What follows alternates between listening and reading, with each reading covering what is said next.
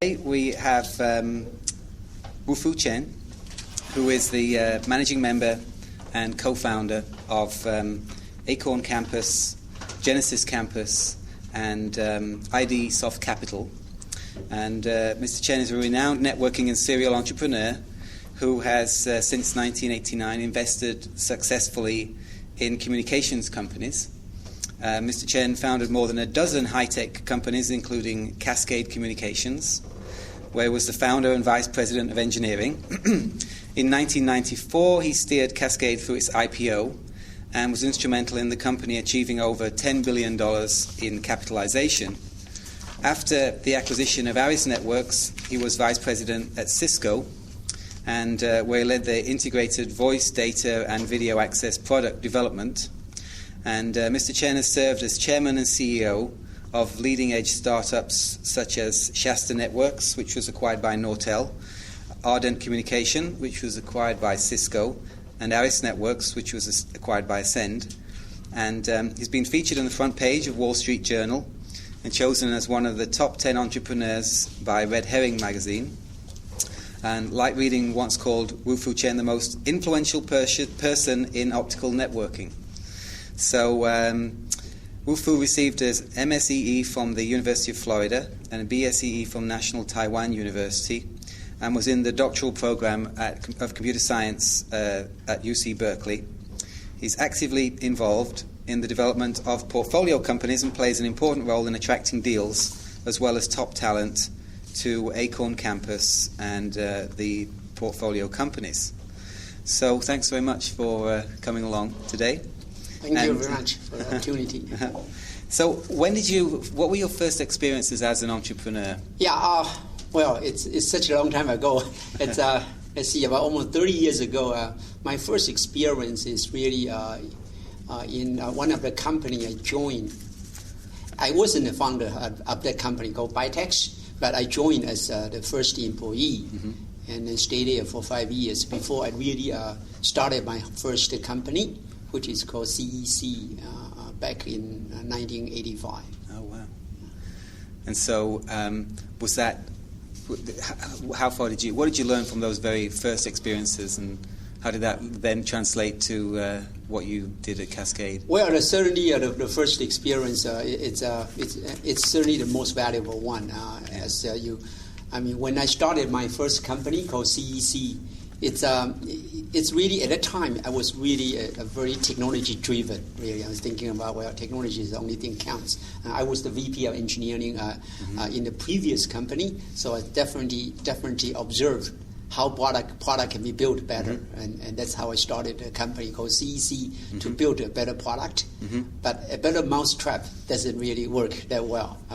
We encounter difficulty in, even though it's a better product, but it's still hard to penetrate the market because the market is really deeply occupied already. It's kind of too late to the market. And so that's the first lesson I learned is building a company, technology company, has to be market-driven, not technology-driven. Right.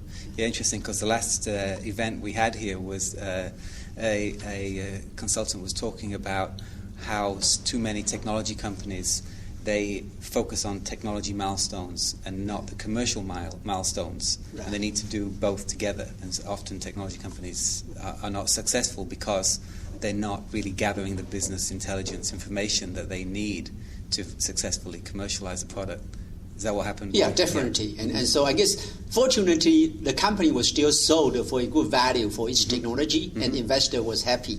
But it was not the goal I set out to do, to make it really successful one. So not paying enough attention to the marketplace is certainly one of the lessons I learned. Right.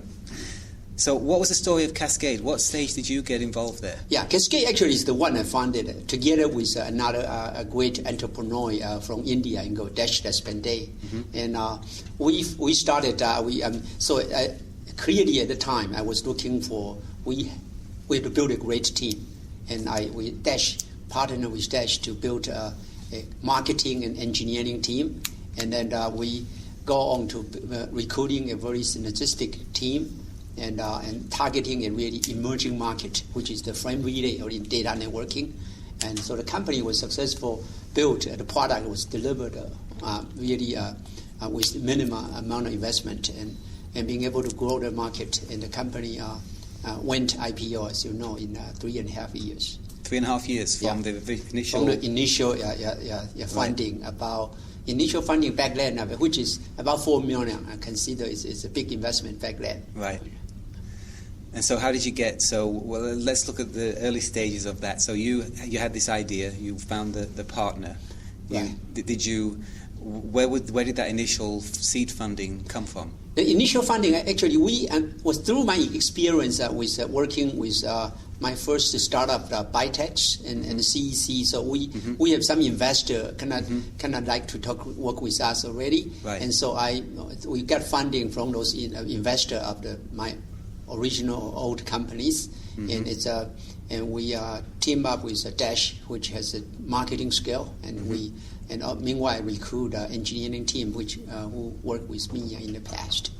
So you didn't have to go out and prepare the business plan and go and pitch hundreds of investors. You already had investors that you knew and that you'd worked with before. Well, we did have to do that, but fortunately, I guess we have one very supportive investor. But of course, we still have to syndicate about 4 investors. Right. But I think we did do some work, but I think we were lucky. We already have investor that knows us and have confidence in being able to sell the idea or deal to them easier. Right. So you went from the original sort of idea right the way through to IPO in 3.5 years. Right, and that's pretty good back then, I guess. Yeah. Because during the bubble year, people can do it with 1 year, but right. But back then it was about 93, right, and 94 actually we went IPO. Right. 3.5 years is considered really fast. I guess I think people should not expect that's the typical way of building an IPO company. No. Typically, it will take 5 to 7 years. Right, right. And how many did the company? Obviously, throughout the growth stage from zero up all the way up there. How did the company evolve, and how did the team change over that period? Well, clearly, I think the initial team, the founding team, which is Dash in the marketing and myself in engineering, and bring in a group of engineering people. But as company grow from the development phase into the marketing sales phase, we recognize that, and we actually brought in a CEO with much stronger sales background, and Dash and me are settled into our marketing and engineering position. And so the company can go to the next level with the right talents injected. And usually the early founding team are typically I'll classify as visionary, dynamic, or another way to say is not very organized.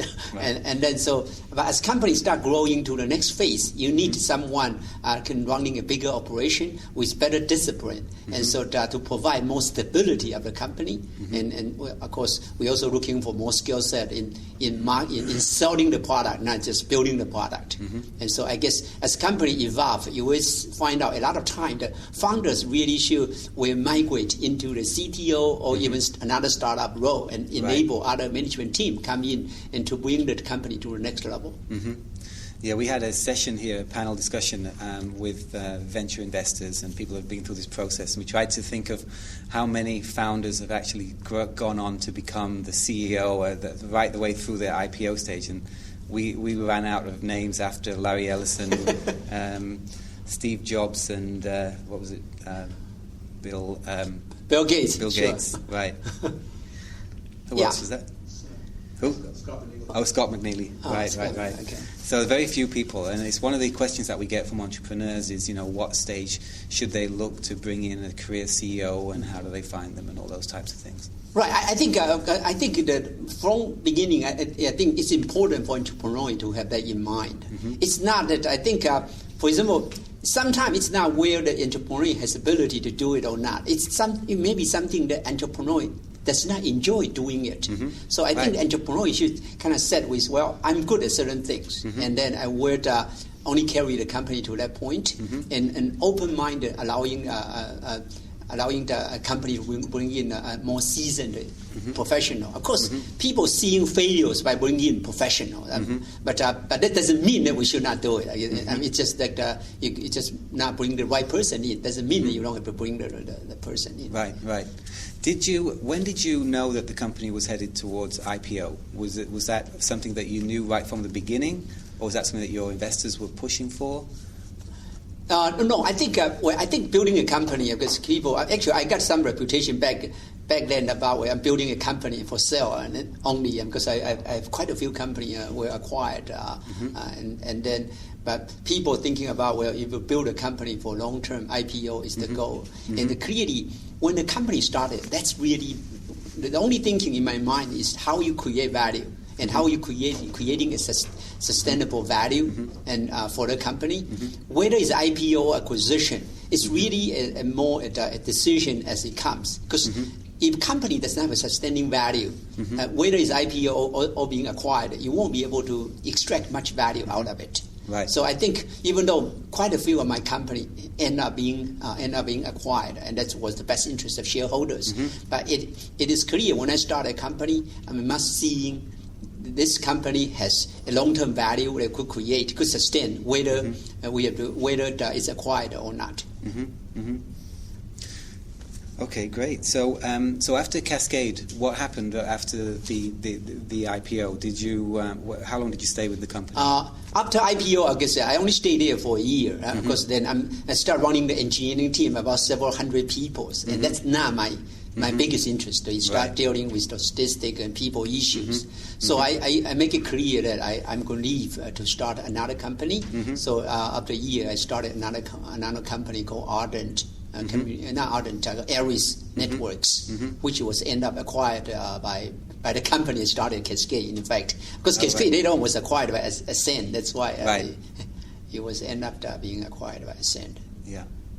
One of the things we've seen quite a lot of in that whole sector, the Cisco and Ascend and those guys, is acquiring new products and technologies from entrepreneurs. I'm sort of curious to know, when you start these companies and you start develop the technology, if you know who, if you have in mind, this is going to be an ideal acquisition for one of those large. Well, I think there's only one instance which, when I started the company, I knew I had that in mind, and that is the Ardent Network. But the Ardent Network actually is joint venture with Cisco. There was clear understanding. In fact, there was a deal signed when the company started. The company will be acquired with predefined amount of money already when the product was developed. So that was the case. I mean, to me, it's not quite a real startup. It's almost it's kind of hiring gun to build a product. But of course, they are paying a premium for that. Right. But other than that, when I start a company, of course, you do looking for the market space, looking for the weakness of the potential competitors. So you're building a product to attack that weakness, the whole. It does not mean that you are prepared to be acquired. Right. I think that's really the mindset should be. I think if you only, I think as I said earlier, that in other than the Ardent case, if you start from beginning, design a company to be acquired, the risk is pretty high. Because as soon as you start thinking about design to be acquired, you will only doing things you think that the acquirer may be interested. You are not paying all attention to building a company, which making your company could be vulnerable. Right. And so even the acquisition comes, they know that your only option, only exit is being acquired. You won't be able to command or demand a premium out of your company. Right.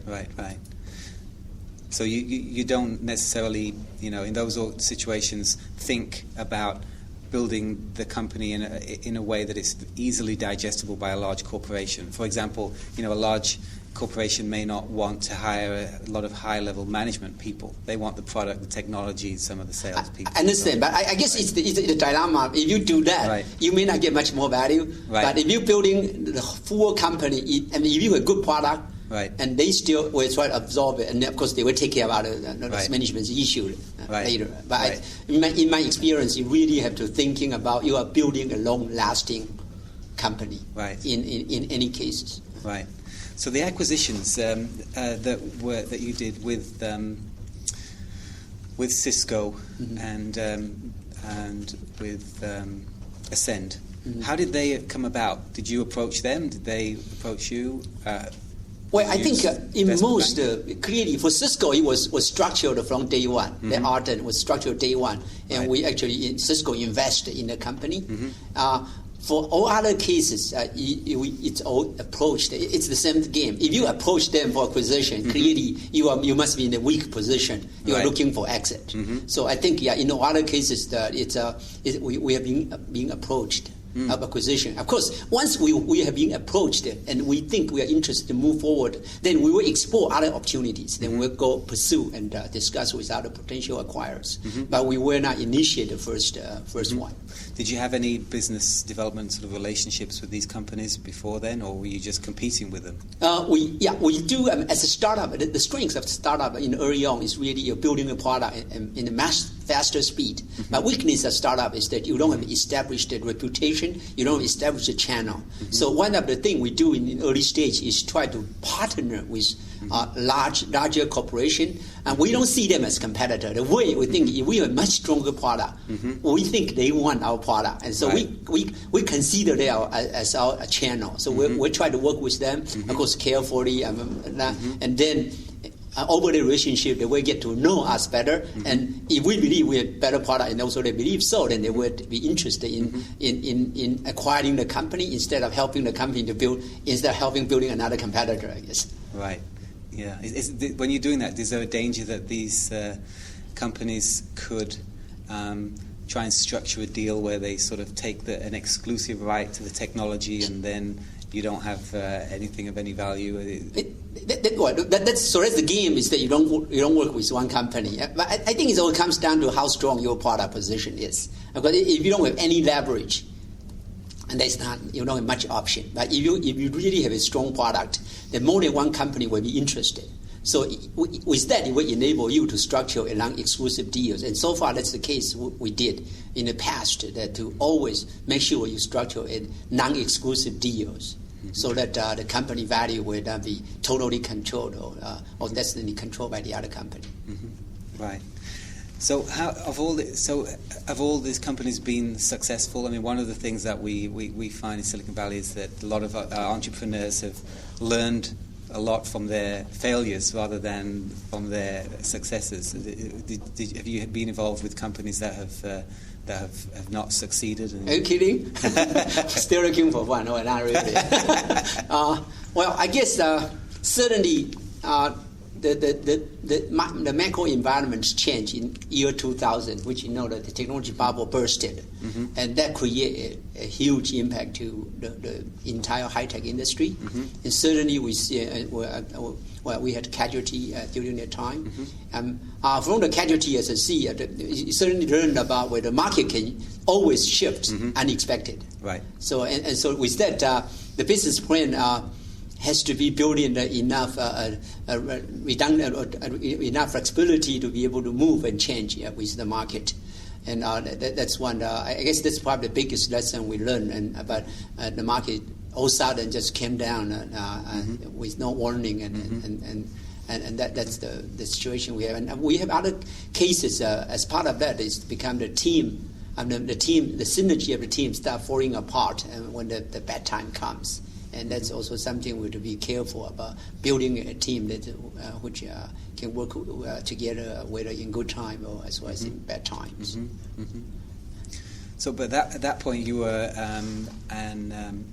working from the perspective of an investor, right? Yeah, my cut over. I was an entrepreneur for a long time, because up till close to 2000, in fact. As a 2000 actually is the year that I cut over from entrepreneur to investor, which I don't know was unfortunate or fortunate. It depends. Maybe the whole crash was your fault then. Yeah, that's probably true. That is probably caused that crash. But so my moving into becoming an investor is certainly quite different. But my entrepreneurial background enabled me to building a better foundation to understand a company. So I'm focusing on investing in early stage companies. And but as an investor, you don't have the first hand, and you cannot really you really cannot have to helping the company in an indirect way. And so I think I enjoy being an entrepreneur, and now I'm learning still to some extent, learning to be an investor. Yes. Mm-hmm. And how did you? Why did you make that transition? And how hard? I think it's not hard. I think it's probably a natural progression for an entrepreneur to become an early stage investor. It's like a player after a while they want migrating into a coach after they cannot no longer take the beating. And so for me, I think about I think that my value has become more experience I learned in the past. And I like to leverage that over more companies. Mm-hmm. So as an entrepreneur, it's usually harder to starting more than one company simultaneously or concurrently. Even though I did back in 2000 years, I was as many as 7 CEO in concurrent 7 CEO for company for 7 companies. CEO for 7 companies. 7 different companies. 7 different companies. Yeah. But as an investor, I guess I could leverage my experience across many more companies. That's what I enjoyed. Mm-hmm. And so, your focus as an investor, what type of what's the focus of? Are you focused exclusively on networking type deals that you know the technology, or are you more open-minded? Yeah, I think it's a good point. I guess it's clearly after 2000, I did a lot of soul searching and to understand, to figure out what as an investor, is certainly looking for a return. And so I guess clearly as an early stage investor, I have to understand technology that I'm investing in. But I do open up the application area, though. Rather than focusing on the technology in the networking communication, you could seeing the technology are moving into different applications. So I would expanding the application horizon, but staying underlying technology still from the networking chip or software area, and at the sort of area application, and which I see are fast growing and almost with no limit is in the area like the healthcare, and as well as maybe entertainment and education. But again, I'm not building the service per se, but really building the infrastructure application that enable the service provider to deliver better service or more efficiently. So those are the areas I'm interested in, using the IT technology, networking technology, and to enable a better service in healthcare, education, entertainment, as well as maybe in the e-business area. Mm-hmm. Mm. So what is that? Can you give us some examples of the type of from chip to system? For one example, of course, the chip, the video compression. Mm-hmm. I'm quite sure the video compression is and we're seeing the need to capture video. But so we invest in video compression chip company from MPEG-4 to the latest one called H264, and those are one type of chip. Which is more in the entertainment, education, infrastructure area, and in healthcare area, we start building more the health management using the IT technology or networking technology. We understand there's a lot of IT technology, especially in wireless, and enable to perform monitoring and diagnostic remotely and helping the healthcare industry. Because at this day, people are not just going to the hospital when they are sick. People really want to stay healthy. And so I think it's a trend about the ability to using the technology to enable people to manage their health. Mm-hmm. So, how many different types of investments have you made through these funds? I did quite a few investments, of course, in the past few years. But in the last year, I'm start more and more focusing in the business model about combining and leveraging the technology aspect of U.S. and entrepreneur, and as well as the lower cost resource in China or Taiwan, and building the company across Pacific Ocean, if you want. And so we are investing quite a few companies that having a small team in U.S. and small team in Taiwan, and another team in China. And so the company, other investment we did, other than video compression I did, they have investment in the wireless area, which is also a huge market area, the wireless industry, from more application, deliver more application for wireless industry, and as well as building a better wireless infrastructure technology. And the other sector, which is interesting, is the energy sector. As you know, the oil price continue to it hits another all-time high again I know 67 something yesterday, I guess. So we are investing into we are actually investing in a company with technology which could in the fuel cell sector to find an alternate energy source. And that's another area. And the other one, because we haven't done much of that yet, because of is looking for the potentially new way instrumentation for helping the health diagnosis. And how one of the things that questions we get quite a lot from entrepreneurs is they're coming over here from China and from India and other countries, and they're wondering how they can structure their companies to be appealing to U.S. investors, because they're coming here looking for investment. And what do you advise those types of companies, that they have to have their management in the U.S.? Yeah, I think especially in early statement, as a VC, though, the time is very limited.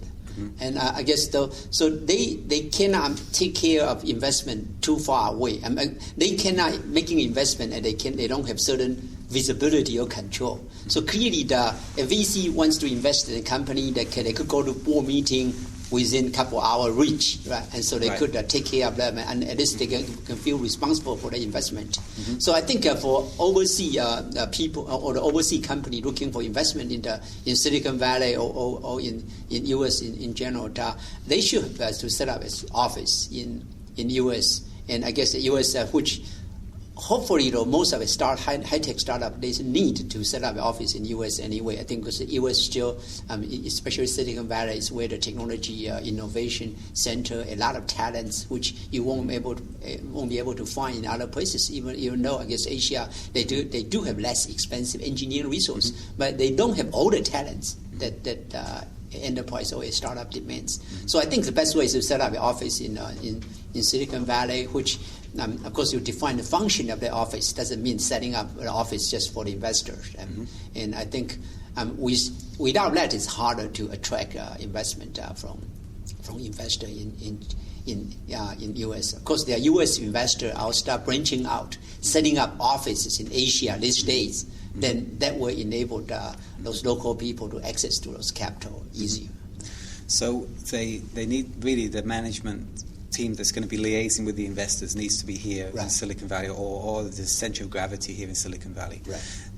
What if they have the technology already developed in overseas country? Do they need to move the technology here and the parent company here, or do you invest in the overseas subsidiary, company? No. I think from an investor perspective, they really want to stay engaged with the management or upper management, so they know what's going on. But I don't see the need to move technology team over or whatever. It's really just you will get also depending on the market, and if you want to market that technology product to U.S., of course, you need a sales or marketing office here. But other than that, the technology these days, where the technology is really doesn't matter. And where the team is, because overseas you can obviously do a lot of the development overseas.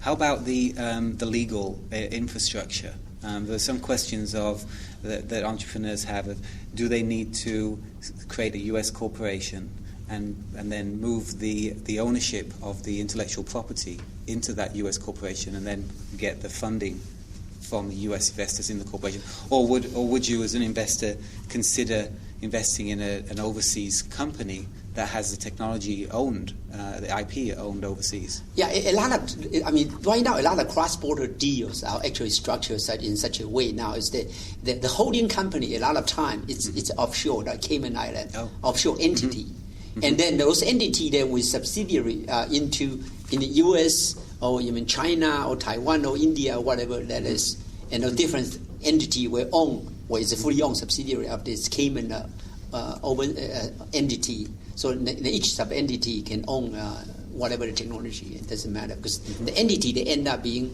going IPO or whatever is overholding the offshore company. I know there are tax benefits for that as well. Yeah, they also has a tax benefit. Oh wow, interesting. I'm sure we might get some questions on that later on. Okay, so what your investments then now? Would you say the majority of them are from entrepreneurs that are from Asia and overseas with setting up these U.S. operations? The entrepreneur actually is from U.S. Of course, there could be foreigner coming to U.S., but because the most of business idea and technology is really most of still initiated from U.S. But we do ask them to set up operation in other places of the world to leverage the less expensive resources. So other than that, most of entrepreneurs is really coming out of the U.S., even though they could be foreign national. And what stage do you like to see entrepreneurs come to see you? What stage do you want them to be at? They have to have a prototype or a team in place? What milestones are you looking for? Oh, I think we probably play exception since we invest in really early stage. So we are looking at business plan at really early stage, and even we feel free for entrepreneur with some idea, even just bounce idea with us, because we could help them structure that. It's not a typical investor, because a lot of investors that they like to see a better form. Since we are more carrying out as an incubator or incubation stage, we are willing to involve in a really early stage and helping the entrepreneur to making their business idea more solid and helping them to recruiting the team or building the business plan. So as an incubator, you're providing much more than just pure real estate. What do you see as the role of the incubator? Oh, definitely. The incubator, our biggest value of incubator is not providing the space. Right. Like, today, especially in Silicon Valley, it's cheap. You can find anywhere. Really what we think is to providing the guidance for them to, through their stage about building their business plan and making the entity more fundable by the VCs. So we almost kind of like partner helping them through building the team and building the business plan and then finding the partnership and even providing the fundraising help for those the early stage investors or in the early stage all those entrepreneurs.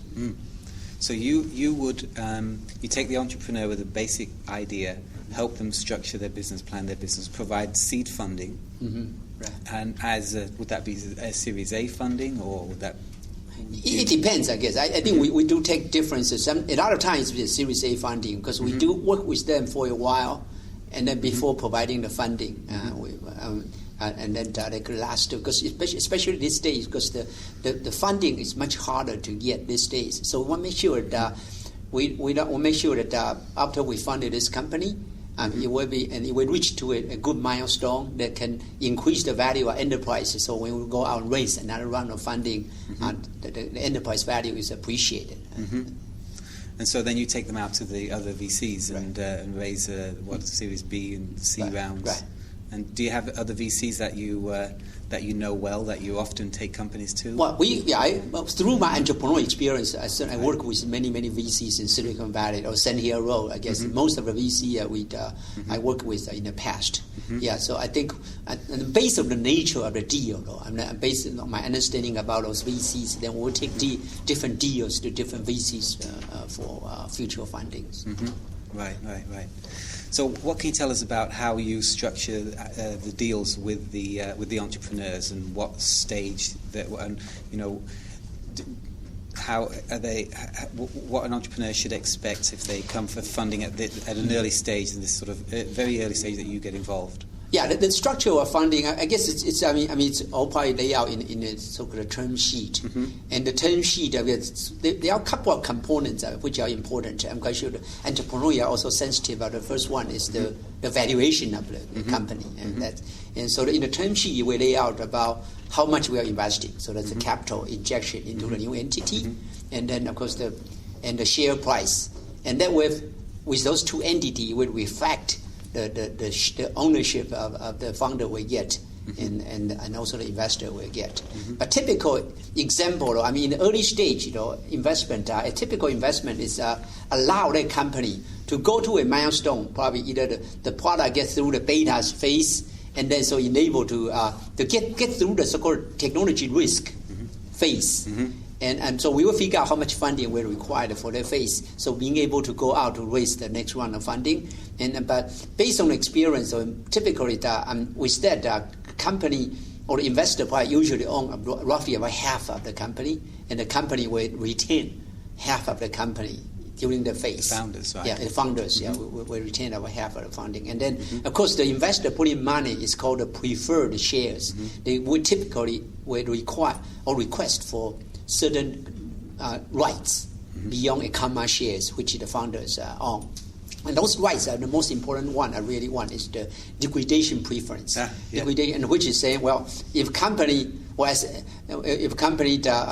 to liquidate or being acquired, then the investor would like to get their money back first before I share that with common shares, which only fair because the investor putting the real money in. If the company is acquired, for example, you invest $4 million and the company sold it for $5 million. We don't want to share that half and half. We want to get our $4 million back first, and then share that $1 million with common shareholders. So those are the liquidation preference term. Right. The other one is the kind of anti-dilution. Anti-dilution is meaning that when the next round it goes out to raise next round of money, if the price is lower than the money, the price we put in, we want to have some compensation because the company didn't do well. So those are the anti-dilution. Those are two most important ones. And I guess as an entrepreneur, I was an entrepreneur a long time. I would believe that they should be less sensitive to those terms because as an entrepreneur, you are really shooting for the upside. In upside, those terms doesn't matter. If you end up the company exit at 10x or 100x, the anti-dilution doesn't happen, of course. Although liquidation preference doesn't make a difference. So I think the investor, but from investor perspective, since they are managing so many funds, investing so many companies, they do have to provide those kind of downside protection. So I think the entrepreneur should be not sensitive to those. Right, and often what we find is that entrepreneurs in the first time round they're very focused on the valuation, right? And then after they learn a little bit more, they start to understand liquidity preference. And because we interviewed one entrepreneur that had done in the .com boom years, he had an investment with a big VC, and it was a 7x liquidity preference. Really? Yeah, 7 times. I never heard about that one. So next time round, he was much more careful about that. But, I see. I mean, now he's successful, very successful. We are not one of those VC. No. So, but the standard in Silicon Valley is right now is like 1x liquidity preference. Is that right? Or? Yeah, I think it's shifting. I guess it's like a supply and demand. I mean, to be honest, I know in those. If the funding during the day, the funding about 96, 97, there's almost no preference, or at the most it's 1x. Right. And then convert. But when the 2000 hits, then they start seeing the deal structure. A lot of them are structured as 3x, and sometimes called 3x plus. And the difference is 3x is saying, well, I'm going to give them 3 times my money back, and then you could have the rest, or I could convert the share that if the return is much higher. Right. And the 3x plus is that, I'm going to get 3 times back. Then we'll share the rest. So I think, but you're right. But I think that so these days it's coming back toward more than 1x, but it's seeing still some 1x plus. Is what they're saying. I want to get my money back. Then let's share. And I think, but that's reasonable. That's also indication. I guess the market is stabilized now. It's not as bad as 2000. Right. Some of the other things that entrepreneurs, questions they have when they're structuring their companies is how do they form the founders' agreements in order to not scare off the investors. So do you expect to see the founders on 3-year vesting, 4-year vesting? Or? I mean, again, it could be biased, but even as an entrepreneur, I really advise entrepreneurs should really think long term. I think, I know, I mean, as a founder, I say, I want to get out as soon as I can. I could structure the option in 2 years or 1 year, but that's not good for the company. But if it's not good for the company, it's not good for your investment, your time investment. So I would advise really the most entrepreneurs should taking the standard 4-year vesting along with other employee you hire. Clearly, when you hire an employee, you ask them to take your 4-year option vesting period. About why do you do it different? You try to leave the company earlier. You don't believe in company. So I think it's better to taking a 4-year term vesting term. Of course, they could structure something if you think it's too, in case they got fired or in case of a certain abnormal condition, they will get a much better or accelerated vesting, and that's probably a reasonable structure. But I think to asking for just 2-year or 3-year vesting, I think that's not right for a company. It's not good for a company. Yeah, 4 years seems to be the norm, and we're hearing that on the East Coast, some VCs are looking for 5-year vesting now. But in fact, I came from East Coast, and believe that I came to actually I was in East Coast up till '96. Yeah, all the deal that I was involved in, when back then I was an entrepreneur. It's all 5-year vesting. Really? Yeah. Wow. Just another question while we're on this is entrepreneurs sometimes also are wondering whether to hire finders to help them find money from venture investors, and so I get questions from entrepreneurs that should they pay somebody 5% for helping them introduce them to an investor. What's your perspective on that as an investor? Yeah, I think paying the finder fee I would consider as a last resort, and I think because. Well, again, I won't take it. If you don't have an option, because that's the last option you have. But because most investors don't like finder fee, because that's the money out of the investment they put in. Yeah. Right. So clearly that's not. If it's so it's not a good idea if you have other way or other sources. And I think the way to find the investor, if you cannot find the investor, we're seeing because it takes time. If you don't have that connection, and you may want to find someone that could appreciate your company and willing to be your company advisor, and through that, it's sort of taking 2 steps. If you couldn't get to the VC directly, but there may be some people that closer to VC, you first to convince those people to help you, and through that, if they learn you value the business value, and I think that's probably a better route instead of going direct to those finders. Right. If someone comes to you and they have a finder's fee arrangement and they say 5% of my money is going to go to a finder, does that put you off the investment? To some extent, but I think we won't. Again, we are pretty open-minded because we, for some reason, we still want to see if this is a really great idea. We don't want to miss it. Right. And also, we think we may have some leverage negotiating with finders, fee, even though it was set in. Cast in stone or whatever, but we still could convince finder to reduce the finder fee if we get it sometimes. Right. So when an entrepreneur approaches your investment company, how many business plans do you get, and how do they approach you, and what seems to work and what doesn't work? Well, okay. We are seeing a lot of business plans. I think especially in those bubble days, but it's kind of less now, but the quality actually getting better. And so we're still seeing, I would say, through my network, our partners' network, we're seeing, I would say probably every month we're seeing or tens, if not 100, but close to 100 business plans. But a lot of business plans we don't even look at it because it's just not in the sector we are interested. So and other than that, we will take a look at the business plan, and the most important thing in the business plan, because we're looking for, is we're first looking at the founder's bio or the background, and then after that we look at the market they are after, and the product they are going to build, and then the competitive analysis as well as the financial projections. And so you start with looking at the bios of the individuals. Good. Yeah, because we consider that's usually the one of thing, the indication for us to feel comfortable. So do you find that entrepreneurs could just send you an unsolicited business plan, or are they better to try and find an introduction from? It's better. It's definitely better to an introduction. But again, I've been pretty open, even the people, because I did speak in a lot of occasions. Of course, their audience, they usually will send me email and attach business plan.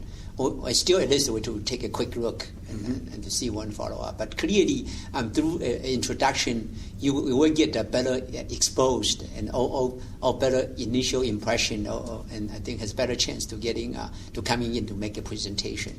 and Right. that's the first step that you need to do. And do you hope?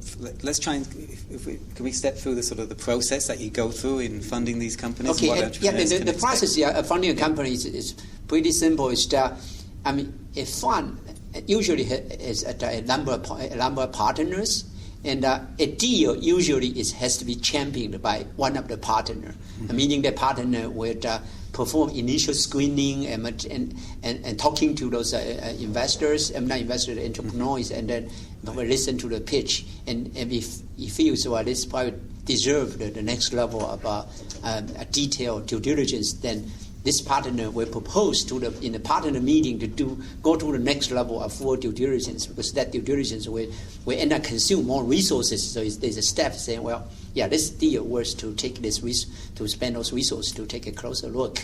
And the full due diligence itself may take up to 1 to 3 months, and if that is positive, then the partner, of course, then will propose or recommend the deal in the investment committee. An investment committee typically actually consists of all partners.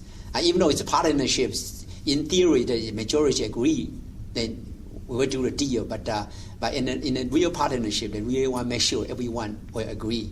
And for people who don't agree, then if anyone doesn't agree, probably the deal will be dropped. And so that's the process. And once it's investment committee approved, and then so the whole process is about. It could be as long as 6 months, but I think typically it's 1 to 3 months. Of course, depending on the complexity of the proposal, and also how familiar the partner, how familiar they feel the partner, the work. Or the partner is important factor working on the deal, because he has to feel comfortable with the deal first. Right. So for entrepreneurs, they need to find that champion. They need to come in to do their. They need to prepare all their materials, their business plan, and initially then do their pitch and find the champion, and then work through the whole due diligence process. Yes. What advice would you give to most entrepreneurs? Where do they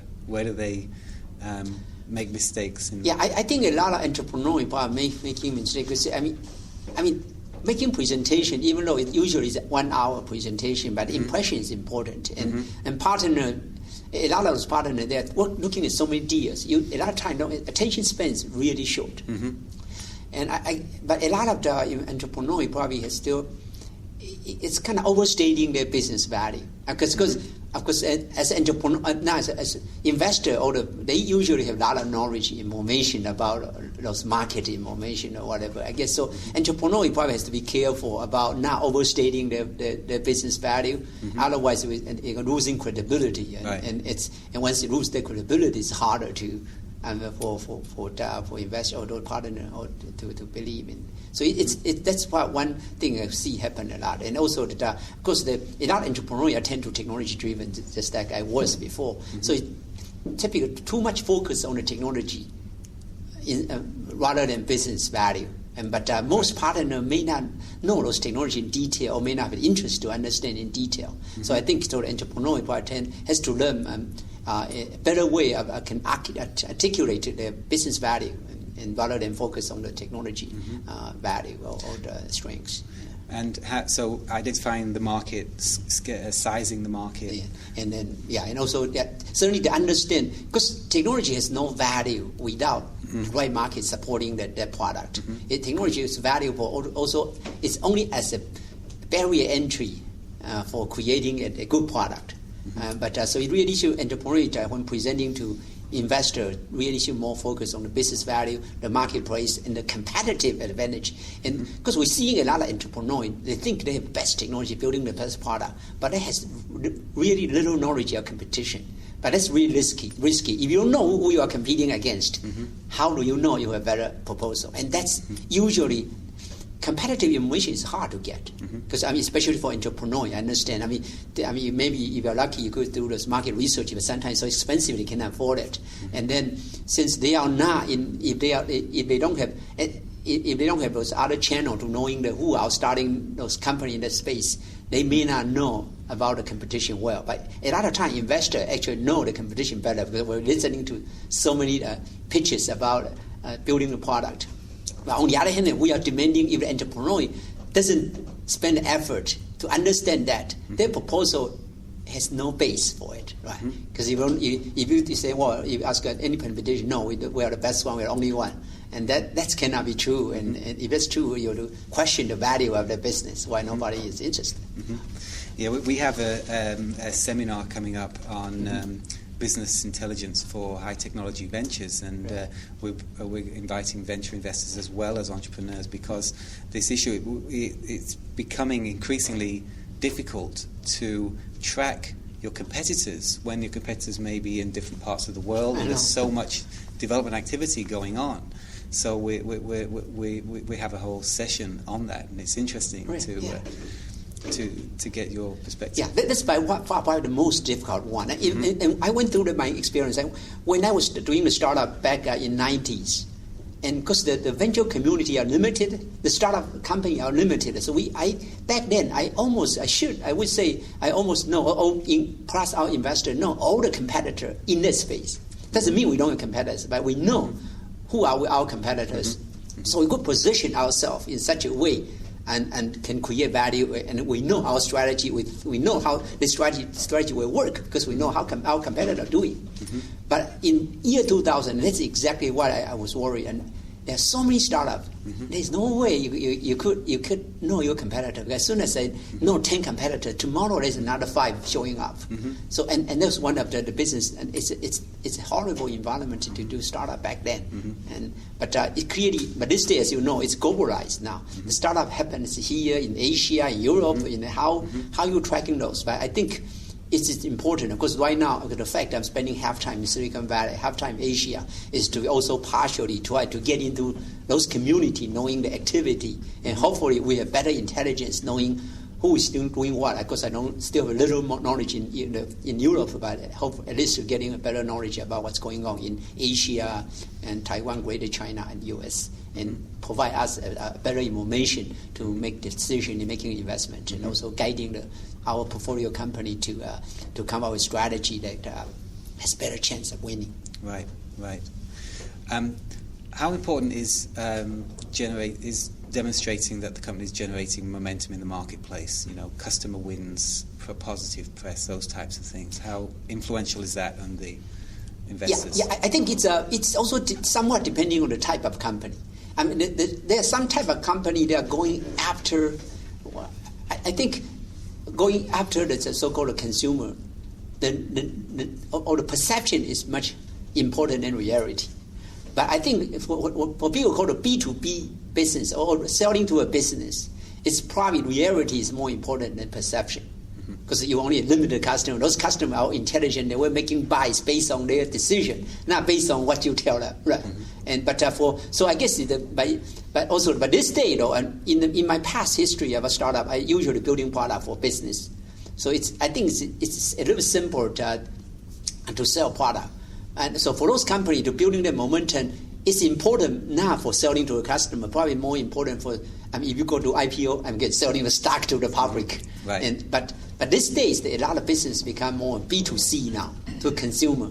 But most consumers really make decisions not based on reality, but based on perception. So I think it's important to creating the brand name or perception. And also startup, the really strength of startup is speed. It's fast. But so the technology also depreciate or obsolete so fast. If you couldn't realize that value, technology value, in a short period of time, that technology has no value. So clearly, once you start a company, you have to carry the momentum really fast to realize the value of the technology to take over the market and in a substantial way. So certainly in startup, you want building a momentum, and which will enable you to easier to recruit the right talents, and as well as attract investment and creating a better perception of the company. Right. I mean, that's the whole idea of a startup, is they can move quicker than a large corporation. Yes. If they move more slowly and have several layers of baggage and management and things slowing them down, and they're not really taking advantage of their position. So let's open up to questions, and who? Yeah. I have a question. In your capacity as a kind of seed investor, as an angel investor, some would say, how are you protecting yourself against being crammed down by the VCs that follow? Well, actually, I really have played two roles. I did do I also have a personal angel investor. Right. I think as angel investor, you worry about, even though you put money and taking a really high risk in early stage, but a VC comes in and say, discounting on its value and just doesn't. I think you worry about, can they just crimp down your value? I think I don't think there's no easy answer. It's clearly as an angel investor. First of all, you have to be really. If you are not close to the company, you are just give them money and walk away, and hope for the best. Then that situation can happen more likely. But if you are close to a company, helping the company along, the founding team, right, certainly will appreciate that, and they will protect you in negotiation with the VC coming in, and I think that's probably the best way. So the angel investor is almost that you are also their coach, their advisor. So they certainly seeing, and VC can understand your value, not just money, but also the effort you put in. That's one. The other one, of course, that is that of course you are investing. If the company you're investing in creating a huge value competition from different investor, then they will recognize that value. Otherwise, I guess, that's most of the angel investor and end up probably the first one to get squeezed out because they VC perceive, but they are not creating any value for the business.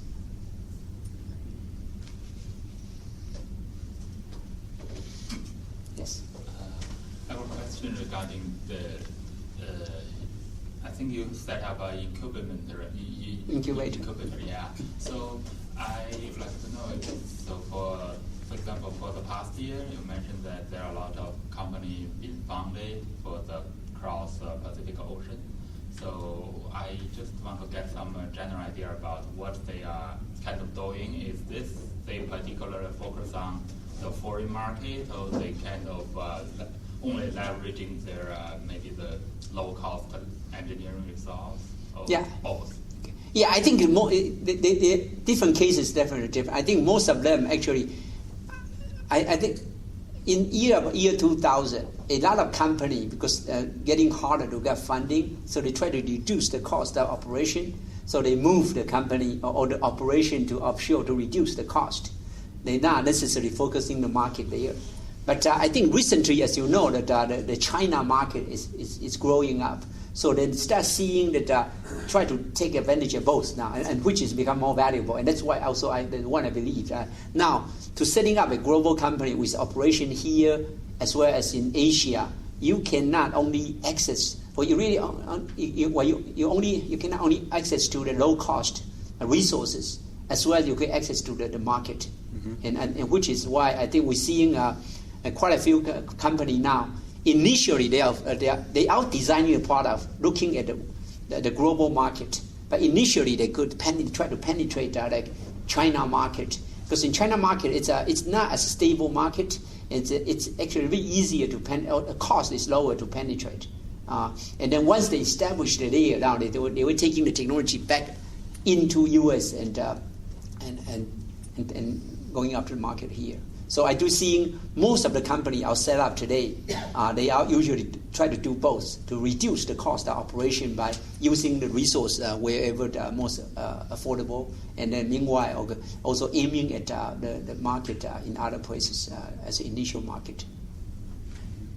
I'm sorry, but the second question for that part is, if we also focusing on, for example, the Greater China market, do we need to say just to build our own marketing channel with partnership with the local establishment? For example, I think just a couple of days back, Yahoo China been acquired by Alibaba. Yeah, acquired Alibaba, right? And then Yahoo also invested in Alibaba for $1 billion, right? Mm. So that's kind of deal I'm quite interesting to see, but I'm not fully understanding. Well, I think there's a. Well, I think it's probably a longer story to describe about the Chinese market. If you're seeing it, there's two models. One is a lot of U.S. entrepreneur, right, and building the company, building a company, and building and aiming at a global market. But what you hear this recently, a lot of those high-profile IPO and China, more recent ones, Baidu, right? Yeah. And those are high-profile IPO, but those actually, a lot of entrepreneurs are not U.S.-initiated deal. Those are really local deal. It's purely aiming at local market, which is China. And China, because of the huge population, a lot of those companies could easily sign up a lot of subscribers, creating a huge value. And those companies are tend not to be technology company at all. I mean, I would really classify it's an internet company, but it's really more a service company and taking the technology, which is not that great technology relative to a lot of technology developed in U.S. So those are the company. If you want focus on China market, to building up the market and taking technology and just going after the market, but they hope and their hope is to end up that when the U.S. market, they try to penetrate China market, and they cannot. You don't go there and building the market from the ground up. So we're going to try to acquire those companies, and that's another exit. But since the China market became so huge, a lot of companies they actually can just go public based on the Chinese market without waiting for those acquisitions. And are they going public in the U.S. or in the Chinese? Nasdaq. And it's also in the Chinese market, in the China marketplace. There's no exit because of the currency control. Even you go IPO in China, you cannot really. You actually, up till now, it's probably still true. You cannot trading any those stock ownership before IPO. You cannot trade at all. So it does not provide real exit. Only the shares you purchased in the IPO public market, you can trading only those shares.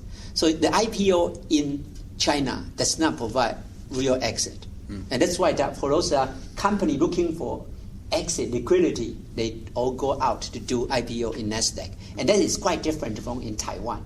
A lot of Taiwan Taiwan provide pretty dynamic, robust stock market. So most of Taiwan company that actually goes public in Taiwan market instead of Nasdaq. But China is the other way around. But Taiwan, most of Taiwan business though, they focus on business not in Taiwan. The market is too small. They focus on market in other part of the world. But China, most of the company actually goes public. Or most company went public in China is actually focused on business in China, and because China is a huge market. Yeah. Sir, you mentioned early on about the business plans that you read and how the bio and the experience of the founders is important as much as the technology. Your experience with failures of startups, how important is it for the team to be working together versus the technology? In other words, when a startup fails, is it failure caused by the technology, the product that you're actually working on, or the failure of the startup team to actually come together as a team and move the technology forward? Yeah. I think as a startup fail, if you in high level, you could classify as three types. One is the market risk. Or when investing in the VC or in a venture in a company, we are consider what market risk we're taking, and then the other one is called technology risk. So what are technology risk we're taking? The third one is the execution risk. Right. So the market risk is as the market shifts, then it's much harder to predict, but it's out of your control.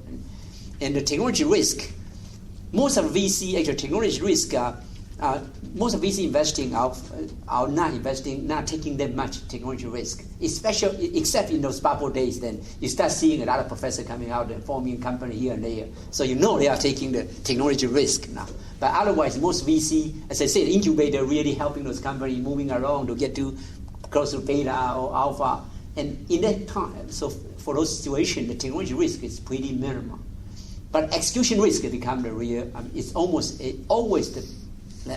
It's always there. It's always, but it's a piece that probably you want to try to manage to help along, because the market risk is hard. You cannot change that, right? You cannot change technology risk. So the execution risk is back to the team, right? The management team, the way the people can work together or not. So most of the startup, the tech company, what I see, the failure is usually it's not that they cannot deliver technology. It's usually the team that start having problem. They couldn't execute and they couldn't work together. And that's really, so most of failure is really coming from the execution risks. Thank you. I have a question. With the high-tech market stabilizing, I've seen a lot of people, wanting to get into startups right now, move from Cisco's and hotels into networking startups. What do you look for, when people approach you? I mean, basic characteristics. What do you look for? And what advice would you give to people when they want to join startups? I mean, there's a lot of risk involved. There's still a lot of failures out there. Right. What kind of advice would you give before somebody jumps into a startup? Joining startup or starting your own company? Or joining a startup. Well, yeah, I think that certainly, I mean, to joining, myself having through so many startups, that to me it's almost a second nature, and don't feel there's a risk. I guess the part was naive thing. So I clearly, the startup, the failure rate is still pretty high, and that is the fact. So when you join, when you join, you must have that expectation in mind. I mean, the company can fail, probably not because of you, but it's just, the factor I mentioned, there's a risk in market technology and execution. But whether you want to join startup or not, it's really, startup may not be for everyone. I would advise it, but for people who want to join startup, I think they have to be able to take more uncertainties. I mean, they have to. And back then, when I joined my first startup, and I thought about justify myself, or keep telling myself, well, if this startup fails, if I join to fail, what?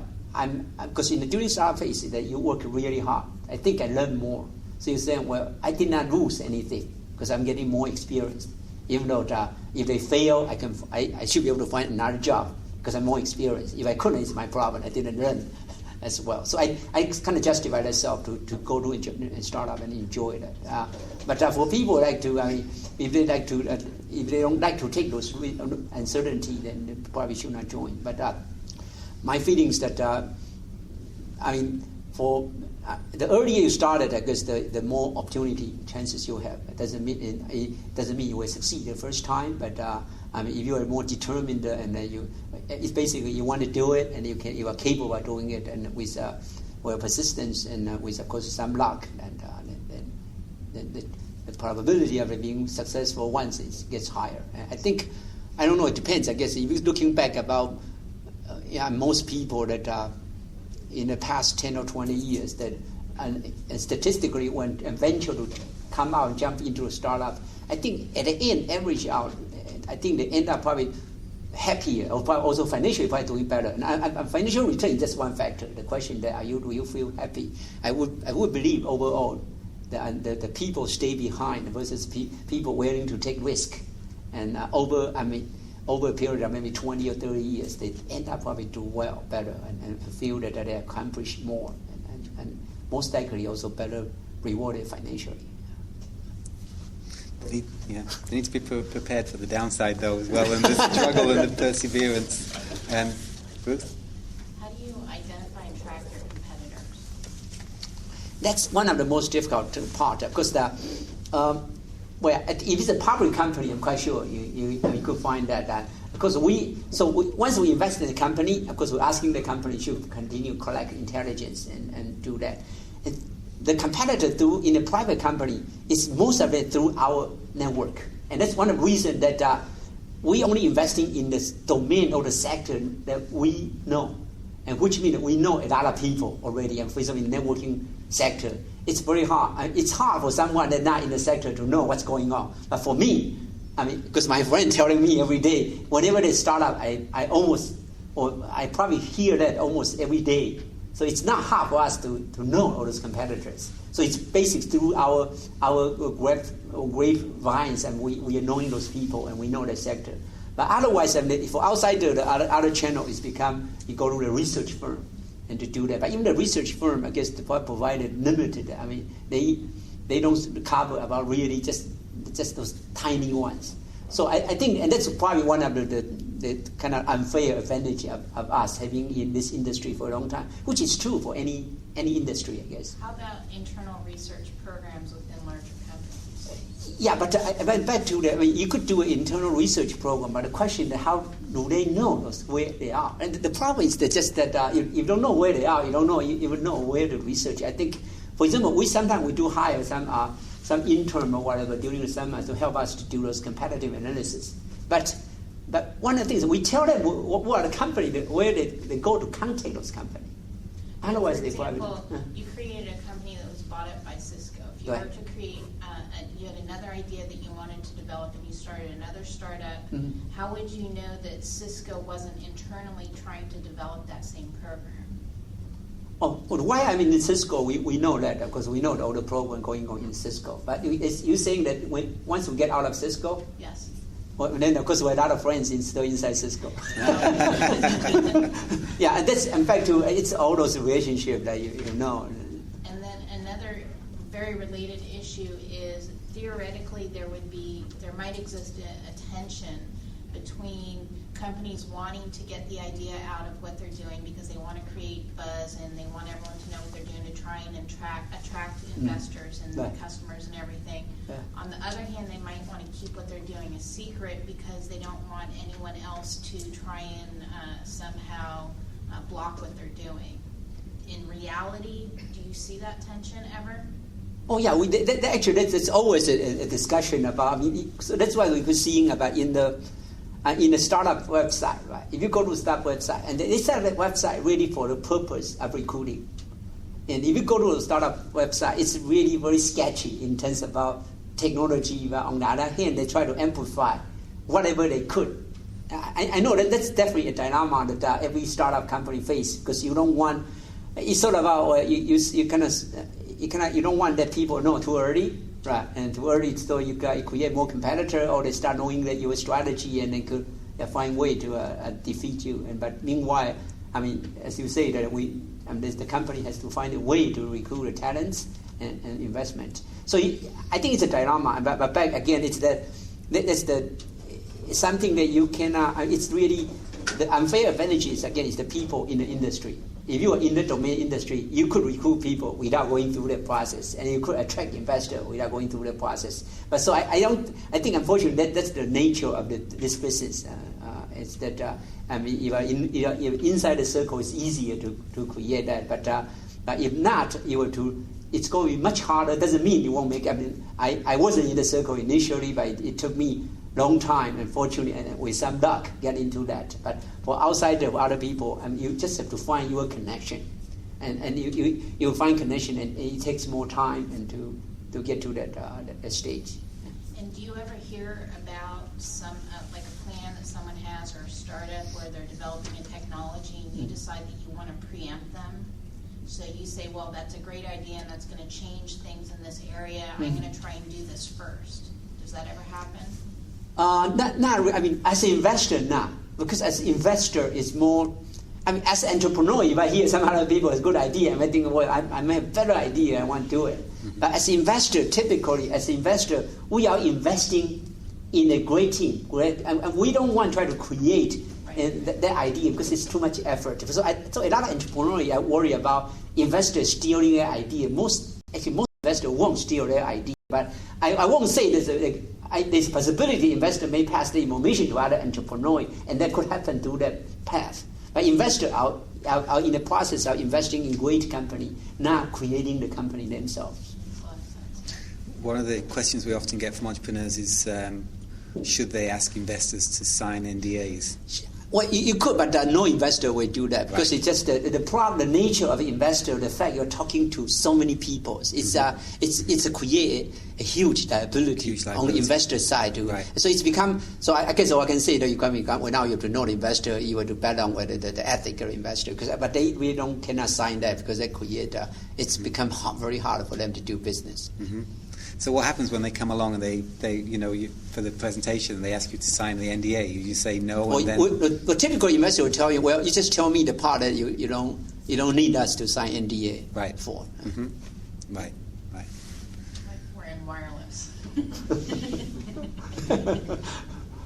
Well, but that's another. The entrepreneur has to decide. Well, how much if you don't just ask people to sign NDA, you don't tell anything, you won't be able to raise money. And it's interesting for entrepreneurs to understand as well that the investors have so many business plans and they're so busy with their own portfolios that they're not in the business of stealing someone else's idea and trying to compete. I think the investor is not in that position. No. I have a question. Yeah. Have you ever been in a position where you have a startup that is going the way you planned it, and you had to refocus it or to re-engineer it? Well, that happened a lot in year 2000. Most of the company, in year 2000, all of a sudden we find out most of the company are heading toward the wrong direction. So we did try very hard to then we kind of steal this company out of it. But some of those, it's kind of, as a startup, it's like a fast-moving train, right? And as soon as you see, it's sort of seeing the cliff is right there, but if it's moving too fast, you couldn't break it. It's too late. No, for sure they're going falling off the cliff. But for some company that actually, so back then there was a very strange scenario in 2000, and I mean the company, the more advanced I think later stage company is in the worst situation because it's too late, to change direction. So the earlier stage company is because still got cash and you haven't got the team still small. You still have a lot of. You could really steal that, but to other directions. So yes, I did, and in fact, one of the most important thing I tried to do back then is to, knowing the market disappeared all of a sudden, and then so we had the company we had to find a new market. So the first thing you do is to conserve resources because you won't be able to raise another money. People are not going to give you more money. So for some companies, some of my company listen, some of the company they don't because they're thinking about this only on shortly. That's just continue to work hard and then we could jump over the cliff or whatever. Right. But that didn't happen because most of them. But I definitely have a couple of examples. One in particular, we told them and that's it. Don't expect to raise another penny. The company almost went public. It actually was filed for IPO and was valued at $4 billion. But then the market just crashed. And then knowing that, forget the IPO, it's not going to happen. And even your product probably not going to go no fail. So it's basically a restart. Mm-hmm. And they did, so they cut down the cost and moved engineering operation into China. And last year, they rebuilt the company, it's to become profitable again. But most other companies didn't listen. They used up the money and it's just gone. So they went through the whole process of reinventing the company. Yeah, it's really restart. It's new product, new market, leveraging the experience. That leverages some of the technology they built in the past. Right. Yeah. New team and a whole new fit matching the market, the technology to the market needs. Yeah. Very interesting. Right.